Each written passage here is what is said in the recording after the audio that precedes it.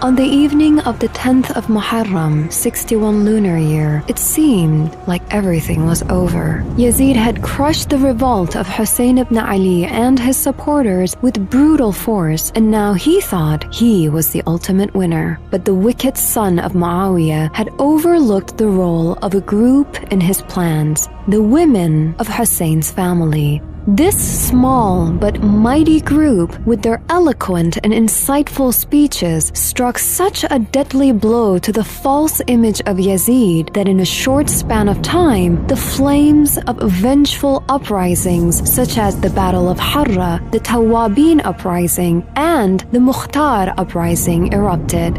After hearing the sorrowful but heroic speeches of women like Zainab al-Kubra, Kulsoom, and Fatima bint al-Hussein, the people were now seeing the real and horrifying face of the Umayyad family. The women of Imam al-Hussein's family used mourning as an opportunity to raise awareness and fight. For instance, historical reports indicate that Rabab, Imam al-Hussein's wife, lived in a house without a roof for an extended period to remind people every day that the Prophet's grandson was martyred under the scorching sun and with a parched throat. Besides this, we should not ignore the role of the women of Ashura in the events before the martyrdom of Imam al-Hussein alayhi salam. For instance, some of the most effective and loyal members of Imam al-Hussein's army joined the uprising with the encouragement and invitation of their wives. According to martyr Murtaza Mutahari, the history of Karbala is an event that involves both men and women, with each playing a role in their respective circles. Furthermore, history is now proclaiming that the uprising of Imam al-Hussein and his companions would not have been immortalized in the memory of humanity without the contribution of the women of Ashura.